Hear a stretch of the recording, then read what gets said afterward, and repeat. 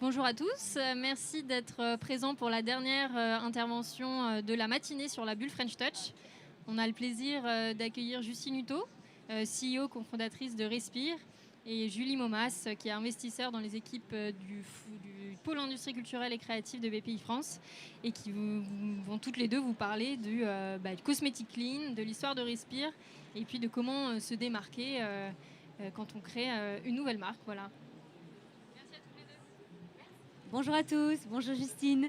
Bonjour tout le monde, bonjour Et je suis Julie. en train de tourner. Avec moi, Justine Hutto, entrepreneuse dynamique, cofondatrice de Respire, donc marque de soins naturels haute performance.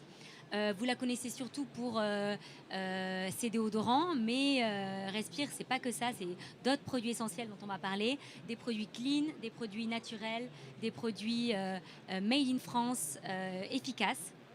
On va en reparler, mais peut-être pour ceux qui ne connaissent pas Respire, ça peut être utile de repartir de la genèse.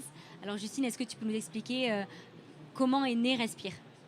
Bien sûr, je suis ravie d'être là. Donc Respire, tu le disais, c'est une marque de soins naturels haute performance que j'ai cofondée il y a 4 ans. On a fêté nos 4 ans juste avant l'été. C'est complètement relié à mon histoire personnelle. J'ai eu un pépin de santé sans gravité, mais qui m'a fait prendre conscience de l'importance de prendre soin de soi, de faire attention aux produits qu'on utilise et qu'on applique sur son corps au quotidien. Et tu le disais, on a démarré avec les déodorants et c'est la raison pour laquelle beaucoup, certainement d'entre vous ou d'autres personnes, nous connaissent uniquement pour les déodorants encore aujourd'hui. Les déodorants, c'est un produit qu'on utilise tous les jours, qu'on applique sur une zone de la peau très fragile. Et en fait, il y a 5 ans, quand j'ai commencé à m'intéresser à ce que j'appliquais sur mon corps au quotidien, je me suis rendu compte que les déos, il y en avait plein sur le marché. Le marché était un peu à dépoussiérer, j'ai envie de dire. Il y avait beaucoup de choses et je m'y perdais. Moi, jeune, à l'époque, j'avais 24 ans et je comprenais pas quel produit utiliser, lequel serait clean, bon pour ma santé, sans ingrédients controversés et surtout serait très efficace et facile à utiliser. Et donc, ça a été ça mon déclic pour me lancer dans l'entrepreneuriat, en tout cas, premièrement, dans le déodorant. Super, merci. Et donc on vous définit comme la marque de soins naturels haute performance. Qu'est-ce que ça veut dire? Est-ce que tu peux nous expliquer et en quoi ça vous différencie des autres? Alors, donc il y a deux choses dans cette phrase, il y a naturel et il y a haute performance. Donc le naturel, c'est qu'on ne fait que des produits qui sont en moyenne à 98% d'ingrédients d'origine naturelle. Donc on a un cahier des charges qui est très précis, avec un brief très clair, avec tous les laboratoires avec qui on travaille. Il y a une ban liste d'ingrédients qu'on ne veut pas utiliser, qui sont controversés, et donc nous, par mesure de précaution, on les met de côté. Donc c'est du naturel. Et le haute performance, c'est qu'on va vraiment chercher l'efficacité, et c'est ça le gros challenge en fait aujourd'hui des marques de soins qui se disent clean, qui se disent naturel, c'est d'aller réussir à embarquer les consommateurs dans l'inconscient collectif. Tout le monde se dit, en fait, le naturel, c'est certainement pas efficace, le bio, c'est pas très efficace. Et donc, nous, c'est un travail de longue haleine depuis 4 ans d'aller convaincre les consommateurs qu'aujourd'hui, on est capable de faire du naturel, du clean, mais qui est très efficace. Et pour ça, on s'inspire chez Respire de la peau. Moi, je suis convaincue, depuis 4 ans maintenant, je travaille sur le corps, sur la peau. J'ai appris énormément de choses auprès des docteurs en pharmacie, des dermatologues. La peau, c'est un organe qui est extraordinaire. Notre peau, je pense que vous ne le savez pas, elle fait 2 mètres carrés. C'est un organe qui se régénère tous les 28 jours, qui permet de maintenir l'hydratation, de se régénérer tout seul, de cicatriser tout seul. Et on va chercher des actifs qui sont déjà naturellement présents dans notre peau pour booster encore plus l'efficacité et prendre soin de notre peau. Donc ça, c'est sur tous nos produits de soins. Et sur nos déodorants, pour le coup, on s'inspire du fonctionnement naturel de la peau. Et ce qu'on dit, c'est qu'on ne veut absolument pas bloquer le mécanisme naturel. Et c'est la raison pour laquelle je passe mon temps depuis 4 ans à éduquer sur la différence entre les antitranspirants et les déodorants, puisque les antitranspirants, en fait, bouchent les pores de la peau et empêchent de transpirer. C'est le concept. Mais pourquoi on transpire? C'est pour réguler la température du corps. Et donc nous, on va vraiment laisser le fonctionnement naturel de la peau fonctionner, donc laisser la peau se thermoréguler. Et c'est pour ça qu'on ne fait pas des antitranspirants, mais des déodorants. Pour autant, ne vous inquiétez pas, on a réussi avec des laboratoires à mettre des poudres absorbantes qui permettent de ne pas avoir non plus des auréoles et d'être hyper humide sous les aisselles. Mais ça, c'est du travail quotidien depuis 4-5 ans maintenant avec nos laboratoires main dans la main, les docteurs en pharmacie et des experts dermatologues pour vraiment comprendre le fonctionnement naturel de la peau. Super, donc on comprend bien clean d'un côté et efficace de l'autre, et c'est très important. Et donc on parle de naturalité, et ça m'intéresserait de savoir un peu plus tous vos engagements sur l'environnement. Vous êtes une marque engagée pour l'environnement. Quelles sont vos actions? Qu'est-ce que vous faites tous les jours? Parce qu'on sait qu'effectivement, vos packagings sont clean, vous avez des formats solides et rechargeables pour le liquide. Donc ça m'intéresserait d'en savoir un peu plus. Bah justement, tu le dis, l'environnement, c'est un pilier de Respire. C'est pas l'axe principal, on ne fait pas uniquement, c'est pas une marque environnementale, mais par contre, ça fait complètement partie de notre développement parce qu'aujourd'hui, en fait, c'est dans les mœurs. Enfin, aujourd'hui, tout le monde est obligé de faire attention. Moi, ce dont je suis convaincue, c'est qu'il y a un discours aussi très anxiogène autour de l'environnement où en fait, ça nous fait paniquer. Enfin, on voit tous des images pas possibles, alertantes, et c'est bien parce que ça nous réveille. Mais pour autant, ça réveille pas tout le monde. Il y a des personnes qui font l'autruche et qui se disent moi ça me fait tellement peur que est-ce que moi à mon petit niveau, ma petite échelle, tout seul je vais réussir à changer le monde? Je ne pense pas. Donc il y a des gens qui décident de ne rien changer dans leur vie. Et je suis convaincue du coup que c'est à nous, les marques, en fait, d'éduquer, d'accompagner et d'offrir des produits qui sont meilleurs pour l'environnement. Donc tu le disais, on a à la fois des formats énormes, il y a un drone. Pardon, j'ai été perturbée par le drone. Donc dans les formats Respire, il y a à la fois des formats solides, donc zéro déchet, qui vont vraiment, eux, c'est ce qu'il y a de plus éco-responsable, en tout cas à consommer au quotidien. Donc moi, j'essaye d'éduquer au maximum sur le fait que le solide aujourd'hui, c'est facile à utiliser, c'est aussi agréable et qualitatif que nos produits conventionnels. Mais pour autant, je le sais, tout le monde aujourd'hui n'est pas prêt à passer au solide. Et donc on a également des packaging, des formules liquides dans des packaging, mais du coup qui sont recyclés, recyclables, rechargeables, pour pousser en fait les formats liquides au plus sustainable qu'on peut. Mais pour autant, je suis convaincue que les marques ont fait que 50% du chemin, parce que nous, on a beau proposer des produits qui sont plus clean, qui sont meilleurs pour l'environnement, qui sont moins polluants, l'autre moitié du chemin, c'est aux consommateurs de le faire. Donc c'est pour ça que je suis là aujourd'hui, que je prends la parole énormément, que ce soit en conférence, que ce soit sur les réseaux sociaux, que je suis sur le terrain à rencontrer les clients, que je fais tester mes produits, parce qu'il faut ensuite que les clients aient envie d'eux-mêmes de faire le pas et de se dire ok, je bouscule mes habitudes dans mes salles de bain, je change les produits que j'utilise et je suis prêt à passer à des produits plus clean aussi pour l'environnement. Et ça passe aussi par un discours un peu positif et optimiste, parce qu'on n'a pas tous envie d'être complètement déprimé quand on se brosse les dents ou quand on met du déodorant le matin.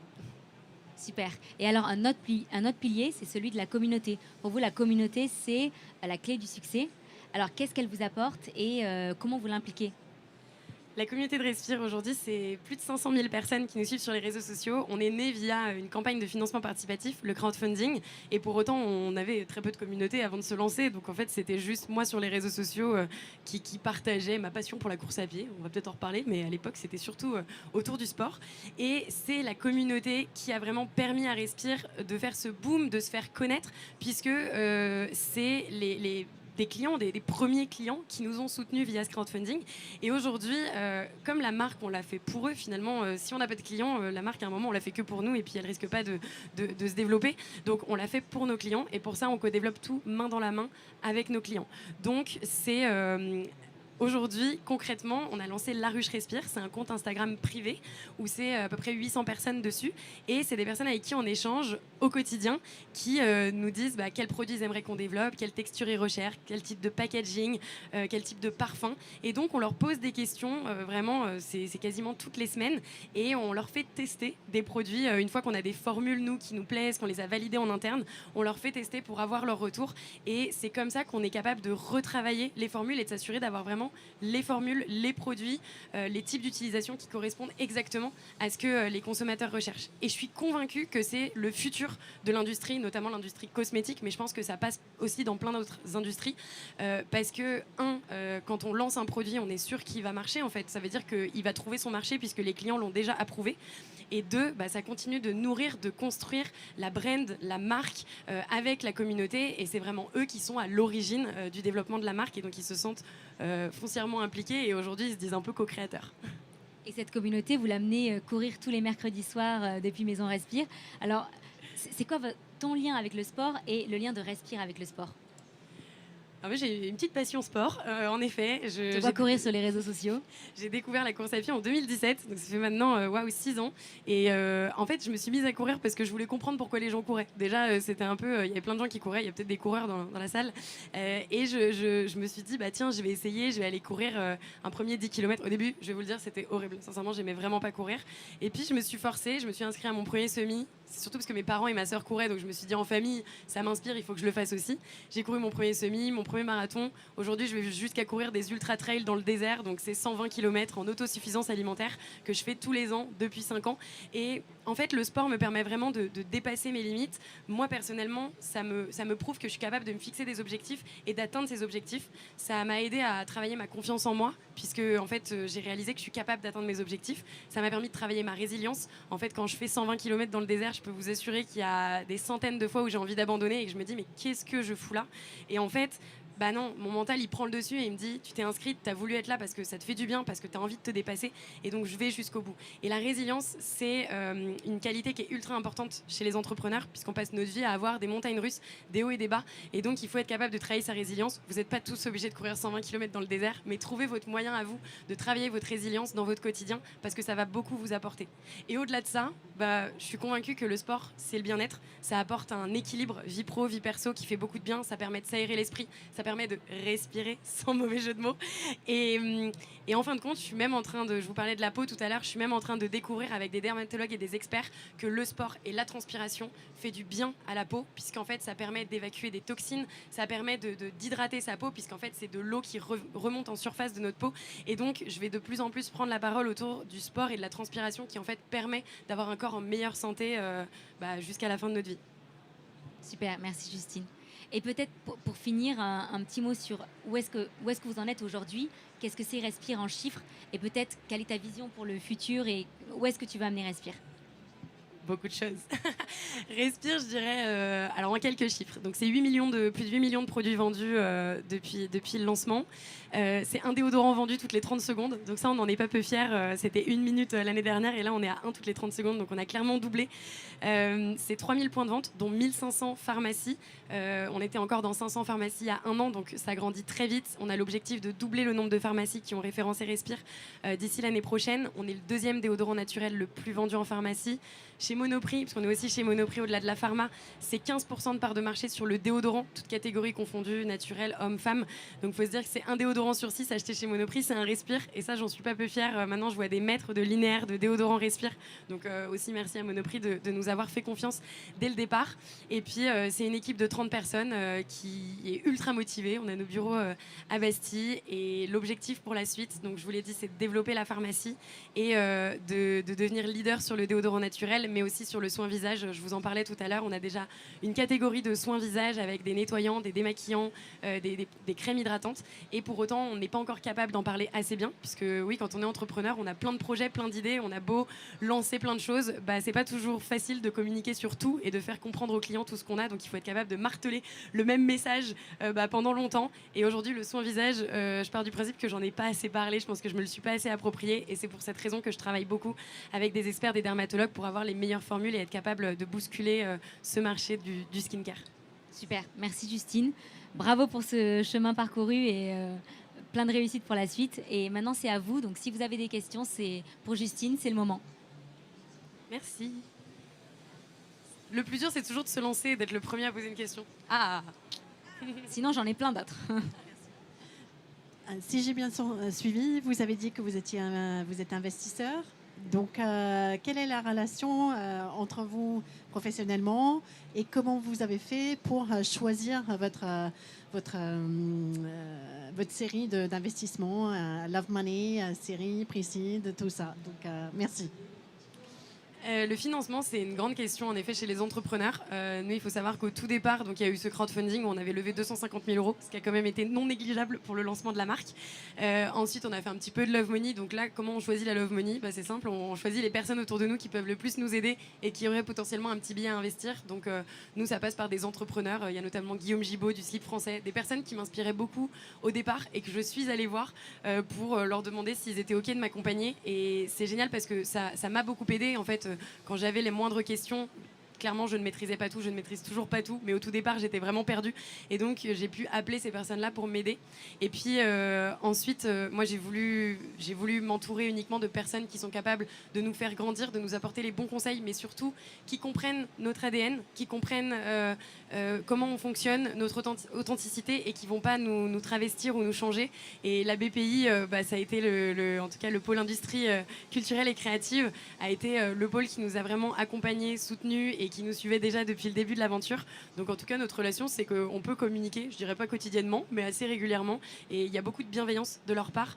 Et je vois notamment, ils connaissent nos engagements environnementaux, on en parlait tout à l'heure. Mais pour autant, c'est eux qui m'ont dit, ce serait génial qu'on puisse mesurer en fait ce que vous faites, parce qu'on sait que vous faites beaucoup de choses bien. Mais pour autant, il faudrait potentiellement passer par un bilan carbone. C'est des choses qui coûtent assez cher, donc on s'était pas posé la question avec Respire.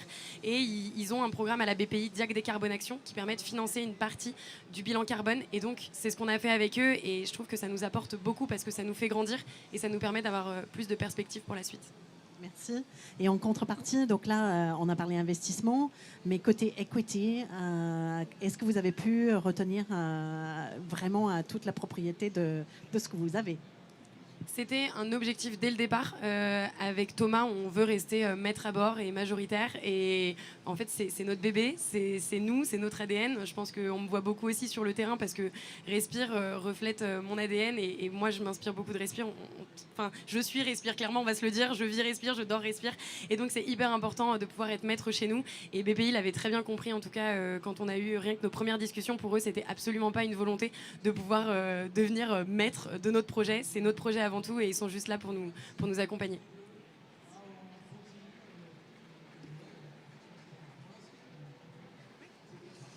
Bonjour, alors du coup nous c'est une question qui va te renvoyer 4 ans en arrière. En fait on est en plein crowdfunding, donc en fait on est à fond dedans et les nuits sont longues. on vient de se lancer. En fait juste si tu avais 3 conseils toi qui font que la campagne a été propulsée, enfin tu fais partie quand même des modèles de campagne à succès sur Ulule, donc juste voilà 3 conseils à nous donner, ce que tu en penses. Déjà, je vous donne beaucoup d'énergie, les filles, parce que c'est un moment assez compliqué. C'est quoi votre boîte ? Les Bénéfiques ? Bon, si vous voulez aller soutenir les Bénéfiques sur Ulule. C'est maintenant. Déjà. C'est un moment qui est hardcore, j'en ai conscience. Là, c'est les montagnes russes, et là, on fait preuve de résilience, clairement. Faut rien lâcher. Alors, je vais pas vous donner les conseils, du coup, sur comment préparer une bonne campagne, mais si jamais vous avez des questions, sachez qu'on a un article de blog qu'on a écrit sur le blog Respire il y a maintenant 3 ans, je crois. Donc, c'était vraiment à la fin, il y a 4 ans. Vous tapez juste sur Google les 10 clés pour réussir son crowdfunding, blog Respire, je pense que vous allez trouver. Donc il y avait 10 clés et pas juste 3 conseils. Mais là, si je dois sortir 3 conseils, en tout cas ce que je vais vous dire, c'est ne lâchez rien, allez voir un maximum de personnes. Et donc déjà, je vous félicite d'être là aujourd'hui parce que c'est comme ça qu'on rencontre du monde, c'est être sur le terrain à fond. Ne négligez surtout pas votre premier cercle. Il y a le premier cercle, c'est vos proches. Et même si vous devenez harceleuse et chiante auprès de vos proches, c'est un moment qui est pas facile et tout le monde vous fait pas confiance parce que vous êtes au tout départ de votre aventure. Et pour autant, vous y croyez, vous avez la passion, vous avez des étoiles dans les yeux. Et donc, allez convertir vos proches, c'est la première chose. Et les proches que vous avez réussi à convertir dans ce cercle 1, demandez-leur de l'aide pour aller chercher ce cercle 2, qui sont donc les amis d'amis. Et le cercle 3, vous le rencontrez en venant sur des événements comme celui-ci. Donc, allez faire de la com comme vous le pouvez. Faites tester votre produit. Je ne sais pas ce que c'est, si c'est un produit ou si c'est un service. Mais si jamais c'est un produit et que vous avez la possibilité, apparemment ça l'est, que vous avez la possibilité de le faire tester, faites tester à des personnes... Voilà, j'allais dire faites sentir. Enfin, moi, c'était le déodorant, je le faisais sentir, je le donnais, j'en parlais à tout le monde. Et soyez sur le terrain. Donc, en effet, les nuits sont courtes, mais ne lâchez rien. Et par contre, si je peux vous donner un conseil, ne lâchez rien, mais pensez quand même à prendre du temps pour vous, coupez, dormez bien, parce qu'on peut vite craquer. Et l'entrepreneuriat, comme c'est les montagnes russes, il faut toujours être capable de recharger ses batteries et avoir de l'énergie. Donc, pensez à vous quand même. Merci pour ces paroles d'or. Merci. Bonjour. Alors moi j'avais une question plus par rapport aux partenaires. Je voulais savoir comment vous les avez choisis, comment vous les avez rencontrés, quels étaient au départ les critères de sélection, enfin voilà, le point de départ face à tous ces partenaires, notamment les laboratoires dont vous avez parlé, les dermatologues, etc. Comment on les choisit ? Au tout départ, j'ai envie de dire, on n'est pas très puissant. Au départ, Respire, c'est nobody à part nous qui disions on veut lancer un déodorant naturel. Donc pour ça, on a recherché sur Internet tous les laboratoires qui étaient susceptibles de développer des déodorants. Et on a sillonné les routes de France avec Thomas pour aller rencontrer ces laboratoires et aller essayer de les convaincre de nous soutenir, de ne pas nous faire des frais de recherche et développement faramineux qu'on n'était absolument pas capable de tenir au départ. Et... moi, j'ai confiance dans l'humain. Je pense que quand on s'est lancé, on était aussi assez jeunes et on y allait avec beaucoup de naïveté. Et en fait, ça s'est fait au feeling où j'ai rencontré des laboratoires avec des docteurs en pharma qui m'ont complètement fermé la porte et m'ont dit attendez, des petits jeunes de 23 et 24 ans qui veulent révolutionner l'industrie du déo, j'en ai déjà vu et ça n'a pas marché, donc je vais pas vous aider. Et ça m'a fait très mal. Et pour autant, résilience, ce que je disais, hop, on se rebooste à nouveau et on va en rencontrer d'autres, parce que c'est pas parce qu'on se prend quelques portes qu'on va pas réussir à en ouvrir quelques-unes. Et c'est là que j'ai rencontré Véronique, une docteure en pharma en Bretagne. Elle est assez têtue, particulière, très cash. Il fallait aller très vite. J'avais 10 minutes pour lui pitcher mon projet et 10 minutes pour qu'elle décide oui ou non. Et en fin de compte, je me suis pliée aussi à ce qu'elle, elle cherchait dans l'entrepreneuriat. Elle m'a beaucoup challengée. Et quand j'ai vu que le feeling passait et qu'elle était OK de me soutenir, ça a été une chance. Donc j'ai eu la chance de rencontrer cette Véronique pour me soutenir. Mais en tout cas, j'ai provoqué cette chance parce que j'ai pas abandonné. Et je pense que j'ai contacté plus de 200 laboratoires. Donc faut jamais rien lâcher. Ouais.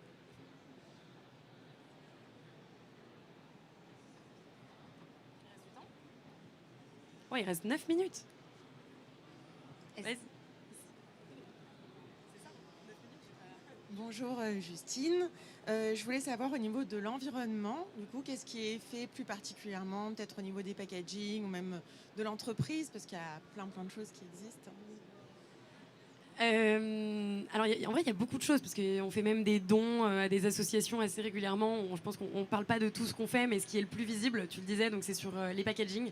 Donc, voilà, déjà proposer des produits solides, ça je suis convaincue. Et le bilan carbone n'est pas terminé, l'analyse de cycle de vie, mais j'aurai bientôt aussi beaucoup de data sur l'impact qu'ont mes produits solides versus mes produits liquides. Et ça, bien sûr, je communiquerai dessus parce que ce sera vraiment super intéressant.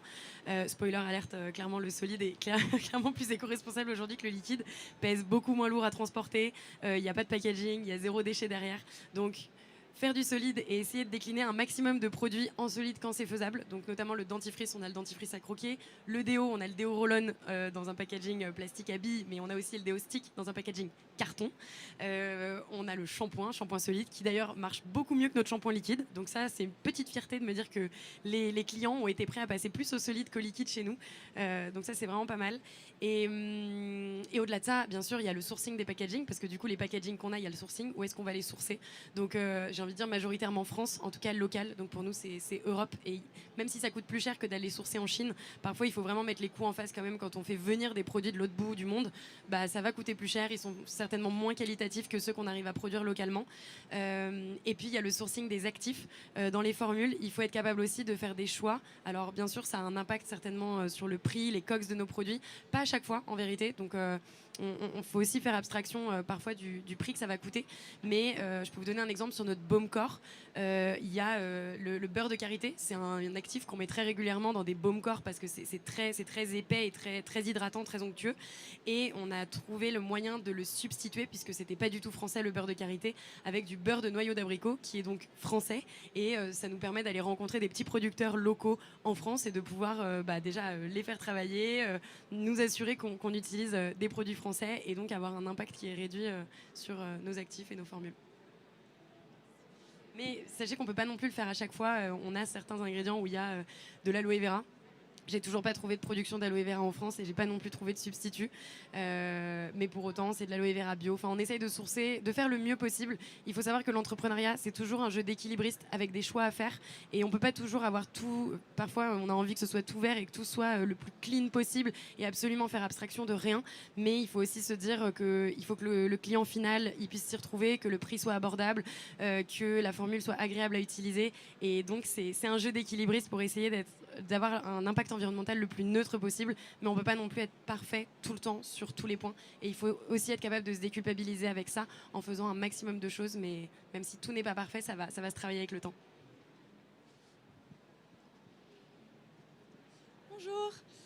Alors, il me semble que vous n'avez pas de boutique réelle full Respire et que vous êtes en retail et en e-shop. Est-ce que du coup ça vous intéresserait d'avoir... est-ce que c'est un projet pour le futur et est-ce que c'est plutôt bientôt ou plus tard? Voilà. J'adore cette question parce qu'en ce moment on me la pose tout le temps comme si c'était genre l'aboutissement. En vérité, c'est mon rêve, je vais le dire. Franchement, un jour rentrer dans cet espace qui serait waouh, l'univers respire, j'adorerais. Une chose qui est importante en entrepreneuriat, c'est de se focus et d'avoir des priorités. Et il y a tellement de choses qu'on fait aujourd'hui chez Respire qu'il faut être capable de se focus et de choisir ses combats. Et même si c'est mon rêve, je pense qu'il y a tellement de choses aujourd'hui sur lesquelles on peut travailler, notamment la pharmacie, je vous le disais, qui est hyper importante pour être capable d'être distribué en pharmacie. Il faut aller rencontrer les pharmaciens un à un. Je passe énormément de temps sur le terrain. Là, la semaine prochaine, je pars à Bordeaux pour aller rencontrer une vingtaine de pharmaciens et être capable de référencer la marque chez eux, mais aussi aller rencontrer ceux qui ont déjà référencé Respire et donc de les former sur les produits. Et donc aujourd'hui, il ne faut pas se défocus. Donc, j'ai pas de réponse à te donner si c'est bientôt, plus tard. En tout cas, c'est pas bientôt, malheureusement. Mais je pense que ça arrivera un jour, vu que ça fait partie de mes rêves. Mais donc, ce qu'il faut retenir là-dedans, c'est plus de bien focus et bien prioriser quand on est entrepreneur. Et parfois, on part dans tous les sens, on a plein d'idées, mais posez les choses sur papier et dites-vous, OK, ça, j'aurai pas le temps de tout faire, ça c'est sûr. Et je pense qu'à chaque fois, vous avez plein de choses dans la tête et donc vous n'aurez clairement pas le temps de tout faire. Et donc, mettez en haut de la pile les choses qui, pour vous paraissent les plus importantes et sur lesquelles il va falloir mettre tout son temps, mettre tout le temps de votre équipe, parce que c'est là-dessus que vous voulez tester des choses et tester des choses aussi. Tiens, ça, je le dis, mais avec Respire, on a déjà fait des sorties de route, on a déjà testé des choses qui n'ont pas fonctionné. J'aime bien parler de nos vitamines. Personne ne sait qu'on a lancé des vitamines. C'était les sorties de route de Respire. Il y en a qui savaient. Merci. Mais voilà, je croyais, mais vraiment au fond de mon cœur, au in and out, au fait de pouvoir prendre soin de soi de l'intérieur, de l'extérieur. J'y crois toujours, mais pas pour Respire. Et donc, on a lancé des vitamines. Les pauvres vitamines étaient prêtes à être lancées le 17 mars 2020, jour du confinement. Elles étaient super pour booster les défenses immunitaires. Donc, c'était vraiment un moment parfait. Mais là, je me suis dit, c'est beaucoup trop opportuniste dans mon discours. Personne ne sait où va le Covid, personne ne sait ce que c'est. Et donc, j'ai même pris peur. Donc, on l'a lancé un peu en soum-soum. Merci de l'avoir vu. Et puis, finalement, on a killé ces pauvres vitamines qui n'étaient absolument pas un focus pour Respire. Donc, même si ça m'a fait de la peine de killer des produits, il faut être capable parfois de killer des produits, de killer des choses, killer des projets et de se dire, je remets ça à plus tard. Ou alors, c'était une sortie de route, je l'ai fait, ça n'a pas fonctionné, je ne referai peut-être pas. Moi aussi, j'ai hâte. Moi, j'ai 2 questions en fait. Alors déjà, je te suis sur Instagram, je suis Respire, mais je suis aussi plein d'autres marques de cosmétiques naturels made in France. Et donc du coup, ma question c'est comment est-ce que vous faites vraiment pour vous démarquer? Parce que je pense que la suite va être quand même hyper rude, il y en a plein d'autres de marques qui se lancent. Donc comment est-ce que vous voyez la suite en fait déjà? T'as raison de le dire, il y a une marque qui se lance chaque jour en cosmétique, donc c'est pas rien. Et alors comment on fait pour se démarquer? Déjà c'est dans les produits, premièrement, parce que j'en parlais un petit peu tout à l'heure, mais les produits, il faut qu'ils soient, je vais pas dire parfait, mais il faut qu'ils soient excellents et que les consommateurs, les clients aient envie de les racheter. À partir du moment où on a des premiers acheteurs mais qui rachètent pas derrière, c'est clairement un mauvais signal. Donc je vais être full transparente avec vous. Quand j'ai lancé Respire via le crowdfunding, j'étais très contente de mon déodorant, mon premier déodorant. J'avais été au maximum, j'ai envie de dire, de la recherche et développement que j'avais pu faire avec cette fameuse Véronique qui nous avait soutenus. Et puis j'ai livré 21 000 déodorants dans la même semaine. Hein, c'était les commandes qu'on avait eues via le crowdfunding. Et j'ai eu l'angoisse complète de me dire est-ce que mon produit va plaire. Et là, vraiment, honnêteté avec vous, j'ai eu 30% des gens qui m'écrivaient et qui me disaient ton déo, en fait, il n'est pas efficace. Je le réessaye, mais je le trouve pas assez efficace. Et moi, ça m'a marqué parce que c'était horrible, quoi. Tu te dis, j'ai lancé un produit, mais en fait, les gens l'aiment pas. Comment je vais faire? Et donc, je défonce mon déodorant. Ça, c'était l'ancien. Maintenant, il y en a un nouveau. Mais il y en a quand même des gens qui l'adoraient. Hein. Il y a 70% des gens qui nous disaient moi je l'adore, ça a changé ma vie et je n'utilise que ça. Et on en a vendu plus de 2 millions et c'est ce produit qui a permis de lancer Respire et de nous faire connaître. Mais tout de suite, dès que j'ai eu des mauvais retours, la première chose qu'il faut faire, c'est rentrer vraiment en contact avec les personnes, prendre la critique constructive et échanger avec eux pour comprendre qu'est-ce qui ne va pas dans le produit. Et donc ça, il a fallu retravailler le produit. Ça a été plus de 2 ans et demi de recherche et développement avec différents laboratoires. Et c'est pour ça qu'on a lancé 2 nouveaux déodorants. Donc il y a le déodorant stick dans un pack carton, puisque la formule solide permet de mettre beaucoup plus d'actifs antibactériens, puisqu'il n'y a pas d'eau dedans. Et donc vraiment, ça, c'est le déodorant efficacité 48 heures où je mets ma main à couper, mais tout le monde le trouve efficace. Sincèrement, on n'a pas eu de retour négatif jusque-là en 2 ans de ce lancement. Donc enfin, j'en étais hyper fière de pouvoir relancer un produit qui marche vraiment. Et puis on a killé l'ancien déodorant Roll-On pour lancer une nouvelle formule qui est pareil avec une technologie brevetée. On a pu, avec aussi le développement qu'on a eu, on a pu investir dans des technologies, notamment une technologie brevetée qui permet d'avoir une efficacité longue durée. Et ensuite, il a fallu reconvaincre toutes les personnes que j'avais perdues en cours de route de réessayer mon déodorant. Donc ça passe par des très bons produits. Et ensuite, c'est la communication. Tu le disais, tu nous suis sur les réseaux sociaux. Merci déjà. Mais en fait, la communication, être transparent, je pense que c'est hyper important d'être transparent et on parlait tout à l'heure de la ruche, de la communauté avec qui on co-crée. Il ne faut pas avoir peur de se mettre à nu et de dire là, j'arrive pas à aller plus loin dans l'efficacité. Travaillons-le ensemble. Est-ce que ça vous va? Comment on pourrait le travailler? Et en fait, aussi de ne pas lancer le produit tant qu'on n'en est pas fier. Parce qu'en fait, alors, je dis ça, mais au tout début, si je ne l'avais pas lancé, Respire n'en serait pas là non plus. Mais parce que j'en étais fière moi-même et j'avais été, pour moi, au bout des recherches que je pouvais. Après, il ne faut pas non plus être complètement fou et perfectionniste à fond et se dire jamais ça marchera et... Oups, des gens qui crient. Mais il ne faut pas non plus se dire jamais je lancerai mon produit parce que je cherche toujours à avoir le meilleur. À un moment, vous n'arriverez jamais à vous lancer. Donc juste, travaillez le max que vous pouvez, puis lancez-le. Et ensuite, dites-vous que c'est la V1 et qu'il y aura une V2 derrière. Donc soyez en constant retravail de vos produits pour toujours avoir des meilleurs produits et vous dire que la version future sera meilleure. Même si aujourd'hui, je continue de travailler mes déos, mais ils sont quand même très très bien. Je préfère dire qu'on a quasiment atteint une version finale très aboutie, en tout cas en 2023, et les clients en sont très fiers. Super, merci à tous. Est-ce qu'on a le temps de prendre une dernière question? J'arrive pas à voir le timer. Ah, c'est fini. Bonjour. Quid de la stratégie commerciale B2B versus B2C? Alors, on a les deux chez Respire. Donc, on a deux équipes, une équipe B2B, une équipe D2C. On fait 50% de notre chiffre via notre online, notre site internet, ce qui est très important pour nous, puisque ça nous permet d'avoir le contact direct avec nos clients, avec notre communauté, et ce qui permet aussi de faire connaître nos autres produits, parce que dans nos canaux retail, on ne peut pas avoir toute notre gamme. Et ensuite, du coup, en B2B, on a 3 canaux principaux, qui sont la pharmacie, du coup, j'en parlais, qui est le canal numéro 1 B2B, et ensuite, c'est Monoprix et Sephora. Et après, on a des petits pop-up stores, les grands magasins, qui sont sincèrement plus de la vitrine, puisque c'est pas là où on fait le plus de notre chiffre. Mais ça a été un vrai choix dès le départ de vouloir être présent en distribution là où les consommateurs peuvent nous trouver, parce que comme ça, on est à côté de chez eux et ils n'étaient pas prêts à se mettre en ligne juste pour commander un déodorant. Et puis, il faut se dire aussi que le retail, c'est beaucoup ce qu'on appelle du retail média. Ça permet aussi de se faire connaître. Il y a beaucoup de personnes qui ont découvert Respire chez Monoprix, en pharmacie, chez Sephora, bien avant de nous avoir vus sur les réseaux sociaux, ou même des personnes qui achètent les produits en retail et qui ne connaissent absolument pas l'histoire derrière, ni le fait qu'il y ait une fondatrice qui est souvent sur le terrain.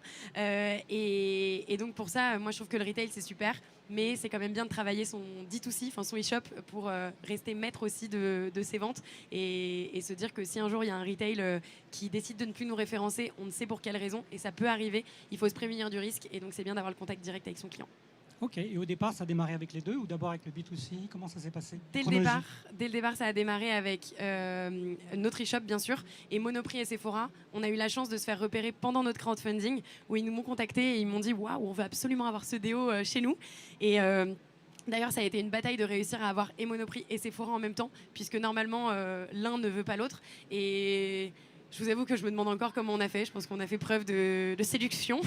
Et puis, non, mais en fait, le crowdfunding avait permis de montrer qu'on avait de la puissance, qu'on arrivait à fédérer une communauté, à embarquer des personnes. Et donc, je les remercie encore parce qu'ils ont réussi à nous faire confiance, à nous lancer. Et puis, ils sont en vrai eux-mêmes convaincus qu'ils n'ont pas la même cible. C'est pas les mêmes personnes qui vont chez Sephora, qui vont chez Monoprix pour acheter leur déo. Donc, il a juste fallu les convaincre un petit peu. Et aujourd'hui, ça marche très bien. Et ils nous gardent. Donc, c'est que ça fonctionne.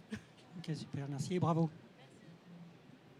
Merci, on va s'arrêter là. Merci Merci Justine beaucoup pour cet échange. Merci à tous. Et merci Julie.